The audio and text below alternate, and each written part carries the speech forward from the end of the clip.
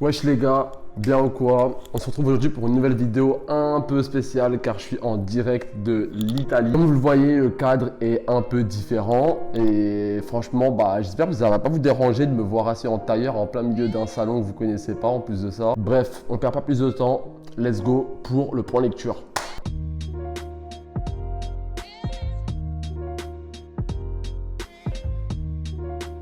Je vais faire un point lecture des dernières semaines. Donc comme vous le savez, j'ai fini Berserk il n'y a pas très longtemps. J'ai avancé sur deux œuvres en particulier, Chainsaw Man et Nana. Donc plutôt cool car les styles sont différents. On a d'un côté un shonen, Chainsaw Man, et d'un autre côté un shoujo pour Nana. Je vais en premier commencer par vous parler de Chainsaw Man. C'est un shonen écrit par Tatsuki Fujimoto qui a aussi écrit Fire Punch, un auteur qui est assez connu. Et ses œuvres sont plutôt quali de ce que j'avais entendu, donc c'est pour ça que je me suis lancé dans Chainsaw Man, le manga trendy du moment. Il y a eu la présentation du trailer pour l'anime qui allait sortir en 2022.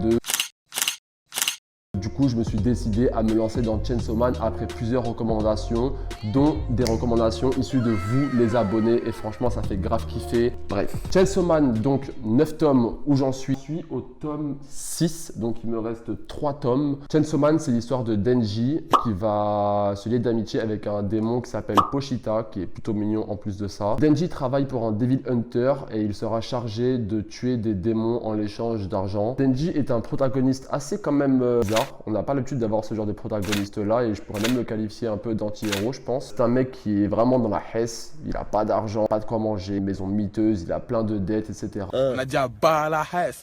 Et c'est pour ça qu'il va tuer des démons en échange d'argent, accompagné de Pochita. Sauf qu'un jour, ils vont se faire attaquer, Pochita va mourir, Denji va absorber Pochita et va devenir un démon tronçonneuse. Tatsuki Fujimoto va critiquer un peu l'industrie des shonen à travers les paroles de ses personnages. C'est intéressant, on voit que le mec fait une petite critique, donc franchement ça fait toujours plaisir, on prend. Par contre, je ne vais pas vous mentir, je ne peux pas m'empêcher de faire des liens entre Chainsaw Man et Jujutsu Kaisen. L'univers est un peu quand même similaire avec un organisme qui va s'occuper de tuer des démons. Donc on peut mettre en opposition les Devil Hunters rattachés à l'État dans le monde de Chainsaw avec les exorcistes de Jujutsu Kaisen. Les démons qui font quand même penser au fléau, un monde un peu sombre, etc. Des effusions de sang à toute patate. Du coup, ça m'a quand même fait kiffer. Au début, comme ça ressemblait un peu à Jujutsu, je me suis dit, oula, je lis un Jujutsu partie 2. Mais finalement ça me dérange pas tant que ça et ce n'est pas un Jujutsu partie 2. Et je devrais aussi dire que le style de Tatsuki Fujimoto me fait légèrement penser à celui de Jiji Akutami dans Jujutsu Kaisen, avec beaucoup de traits de crayon, les effusions de sang qui sont vraiment propres aux deux mangas, j'ai l'impression. Après, il faut que je continue à lire un peu plus de manga. Vous savez, je suis encore un peu un novice. En tout cas, les personnages de Chainsaw Man sont pour moi la grande valeur ajoutée du manga. Franchement, je me suis vraiment retrouvé à plus kiffer les personnages secondaires que le personnage principal. Même si au début, j'étais pas hyper pris par Denji, j'ai bien aimé la manière dont l'auteur l'a fait développer. Et franchement, c'est hyper cool de voir comment Denji va creuser ses relations avec les membres des sections spéciales des Devil Hunters. Grosse mention à Power, franchement, c'est un personnage que j'aime bien. Elle est assez égocentrique et marrante, je trouve qu'elle rajoute l'humour qu'il faut dans le manga. Denji avec son côté un peu je m'en fous de tout, j'ai pas trop d'émotions, mais on voit qu'il essaye de se chercher, de se creuser, il se pose des questions sur lui-même, etc. Makima, Himeno, Aki aussi, incroyable Aki, oh mon dieu, putain. J'ai pas envie de faire le fanboy qui n'a pas trop de critiques à faire, mais honnêtement c'est compliqué de critiquer un manga qui est bien écrit, bien dessiné et qui en plus de ça se finit en 9 tomes, donc la lecture est assez rapide. Les cases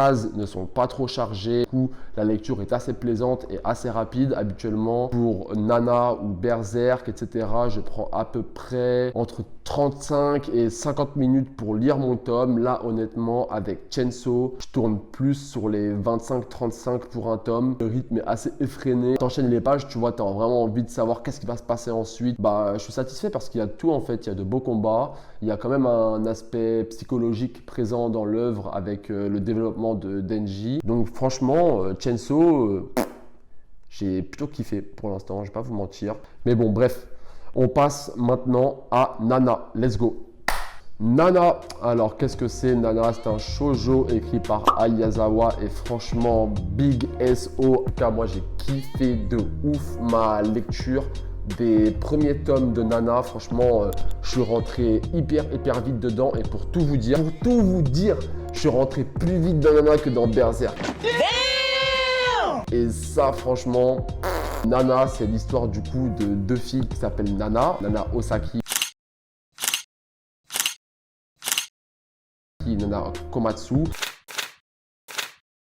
On va appeler Nana blonde Hachi et Nana brune Nana. Comment décrire Nana en fait? C'est un peu bizarre de décrire Nana, car honnêtement je sais pas trop où l'histoire nous emmène, car on suit un peu leur quotidien. Mais ces deux filles vivent dans des campagnes au Japon et vont prendre la direction de Tokyo, l'une pour rejoindre ses amis et vivre avec son amoureux. Donc ça c'est Hachi qui veut vivre avec Shoji, et Nana qui va aller vivre à Tokyo pour devenir une chanteuse professionnelle. Nos deux protagonistes vont se rencontrer dans le train, vont se lier d'amitié et vont ensuite vivre ensemble en colocation. Ce qui me fait kiffer dans Nana, c'est l'écriture d'Ayazawa. Franchement, je trouve qu'elle est trop forte pour décrire les émotions. Et il y a beaucoup de détails sur les planches, donc du coup, mon cerveau peut vraiment imaginer et se mettre à la place des personnages. Et je trouve ça hyper cool. Les personnages sont hyper attachants, sauf Shoji. J'ai le seum de ouf contre Shoji. Il a fait du mal à Mago Hachi. Hachi, c'est mon personnage préféré pour l'instant. J'ai le seum un peu de ne pas en avoir appris plus sur Nana. Et je suis plutôt intrigué par les pages où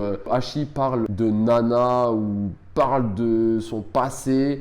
Je me demande qu'est-ce qui va se passer dans l'histoire. L'intrigue est plutôt bien menée, en tout cas, elle a su susciter mon intérêt. Dans Nana, du coup, j'en suis au tome 4. Pourquoi je prends un peu de temps à lire Nana? Car je n'ai pas le tome 4. Du coup, je dois lire le tome 4 en scan. Je n'aime pas lire des scans. Pour l'instant, c'est le manga qui me tient le plus en haleine, vraiment. C'est juste une histoire où tu suis le quotidien de deux jeunes femmes qui s'entendent hyper bien. Et moi ça me dérange pas tant que ça en fait. Je me laisse juste bercer en fait par l'écriture de Yazawa. Les différents personnages au-delà de Hachi et Nana ont vraiment grave du flow. Big mention à Junko aussi, qui est un de mes personnages préférés. Plus de ouf les pages bonus qu'il y a en fin de tome où elle lost un petit café. Je trouve ça hyper mignon, vraiment. Je trouve que c'est terrible de ouf. Je kiffe de ouf aussi Yasu, le batteur du groupe de Nana si je ne me trompe pas, et qui est avocat. Les persos secondaires de Nana sont vraiment assez intéressants et j'ai hyper hâte d'en apprendre plus sur eux. On m'a dit que c'était très drama, que j'allais souffrir, que j'allais être triste en lisant Nana. Vous me faites peur. Je dois vous l'avouer, vous me faites peur, car pour l'instant je suis hyper heureux en lisant Nana, mais je sais que les patates vont arriver. Hachi c'est mon perso préféré, c'est un perso hyper sensible. Donc j'ai pas envie que les gens lui fassent du mal dans l'histoire.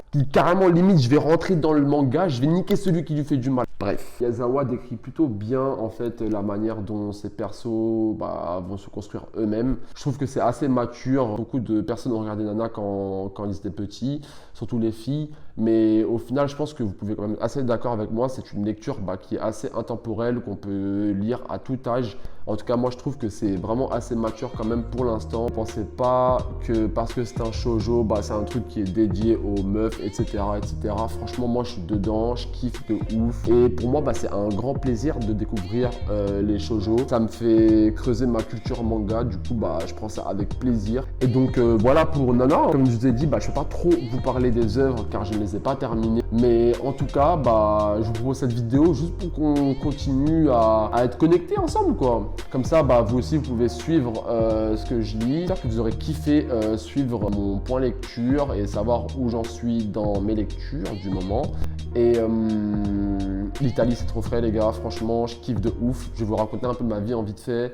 Là, je suis arrivé à Florence j'ai fait Florence pendant 3 jours. Là, je suis à La Spezia, au 5 Terre. Ensuite, demain, on part à Sienne et on va retourner à Florence dans quelques jours. J'ai hyper bien mangé, je suis grave content, il fait beau, j'ai bronzé, ma teinture elle est un peu partie, mais c'est pas grave. N'hésitez pas du coup à liker la vidéo et surtout commenter à balle. Je kiffe de ouf les commentaires. Abonnez-vous, mettez la cloche et on se retrouve plus tard pour une vidéo les refs. Bisous, peace.